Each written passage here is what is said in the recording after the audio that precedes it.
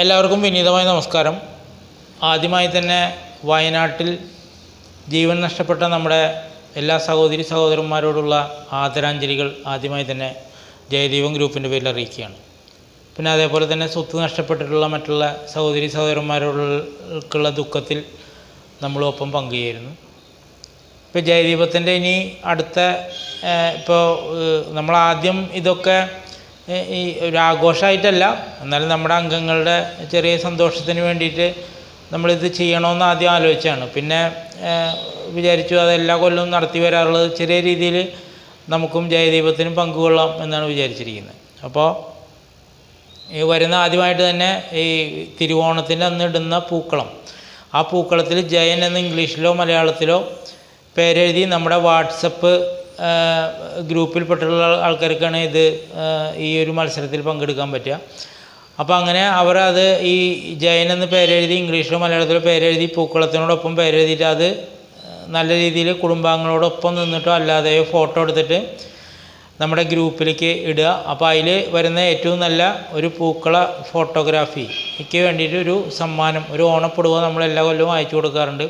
അതേപോലെ ആ ഒരു പരിപാടി ഈ പ്രാവശ്യം നമ്മൾ ചെയ്യുന്നുണ്ട്. അതേപോലെ തന്നെ നമ്മുടെ ആരാധകരുടെ നിരന്തരമായ അഭ്യർത്ഥനയെ മാനിച്ചുകൊണ്ട് വർഷത്തിൽ 2 പ്രാവശ്യം നമ്മൾ ബമ്പർ ടിക്കറ്റുകൾ എടുത്ത് ഭാഗ്യം പരീക്ഷിക്കാറുണ്ട്.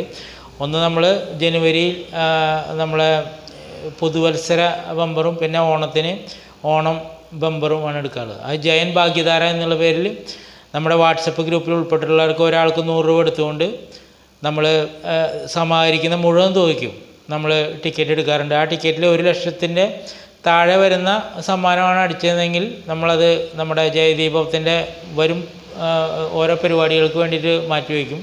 അതിൽ കൂടുതൽ എത്ര രൂപ എന്തൊക്കെ സമ്മാനമായിട്ട് കിട്ടിയാലും അതൊക്കെ എല്ലാ ഈ 100 രൂപ അടച്ച് ഇതിൽ ഭാഗവാക്കായിട്ടുള്ള എല്ലാ അംഗങ്ങൾക്കും തുല്യമായി വിധിച്ചു കൊടുക്കുന്നതാണ്. കഴിഞ്ഞ പ്രാവശ്യം നമ്മൾ 32 ടിക്കറ്റ് എടുത്തു കഴിഞ്ഞ ഓണത്തിന്, പക്ഷെ കാര്യമായിട്ടൊന്നും നമുക്ക് കിട്ടിയിട്ടില്ല.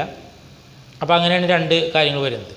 പിന്നെ അതിന് ശേഷം ഇനി വരാൻ പോകുന്നത് നവംബർ 16-ാം തീയതിയാണ്. നവംബർ 16-ാം തീയതി ജയൻ സാറിൻ്റെ അനുസ്മരണ ദിനമാണ്. ആ അനുസ്മരണ ദിനത്തിൽ നമ്മൾ സാധാരണ കൊല്ലത്ത് ഓലയിൽ ജയൻ സാറിൻ്റെ പ്രതിമയിൽ ഒരു ആരാർപ്പണം, അതേപോലെ മുളങ്കാടകം ശ്മശാനത്തിൽ മൗന പ്രാർത്ഥനയൊക്കെ എല്ലാ വർഷവും ചെയ്യാറുണ്ട്. കഴിഞ്ഞ പ്രാവശ്യം ആദ്യമായിട്ട് ജയൻ സാറിൻ്റെ വിയോഗത്തിന് ശേഷം ആദ്യമായി ജയൻ സാറിൻ്റെ പേരിൽ ഒരു കലണ്ടർ ഇറക്കി അച്ചടിച്ച് ആരാധകർക്ക് എത്തിച്ചു കൊടുത്ത ഒരു ഗ്രൂപ്പ് തന്നെയാണ് ജയദീപം ഗ്രൂപ്പ്. അപ്പോൾ ഈ പ്രാവശ്യം നമ്മളത് ചെയ്യുന്നുണ്ട്. അപ്പോൾ ആ കലണ്ടറിൻ്റെ പ്രകാശനം, വിൽപ്പന ഒക്കെ അന്ന് കാലത്ത് 9 മണിക്കാണ് നമ്മൾ നിശ്ചയിച്ചിരിക്കുന്നത്. നവംബർ 16-ാം തീയതി കാലത്ത് 9 മണിക്ക് ജയൻ പ്രതിമയ്ക്കരിയിൽ ഓലയിൽ വെച്ചിട്ടാണ് ഈ നമ്മുടെ ഇതുണ്ടാവുക. പിന്നെ അതേപോലെ തന്നെ നമ്മൾ അനുസ്മരണ പോസ്റ്ററുകളൊക്കെ തയ്യാറാക്കുന്നുണ്ട്. ഏതാണ്ട് ഒരു 1000-ഓളം പോസ്റ്ററുകൾ അടിക്കുന്നുണ്ട്. അപ്പോൾ ഈ പോസ്റ്ററുകളൊക്കെ സൗജന്യമായിട്ട് തന്നെ നമ്മുടെ ഓരോ അംഗങ്ങൾക്കും ആവശ്യപ്പെടുന്ന ആൾക്കാർക്കൊക്കെ നമ്മളത് പോസ്റ്റൽ ചാർജ് മാത്രം ഈടാക്കിക്കൊണ്ട്, അതായത് നിങ്ങളുടെ വീട്ടിലേക്ക് എത്താനുള്ള പോസ്റ്റൽ ചാർജ് മാത്രം നമ്മൾ ഈടാക്കിക്കൊണ്ട് ഈ പോസ്റ്റർ 10 എണ്ണം 15 എണ്ണം 20 എണ്ണം വരെ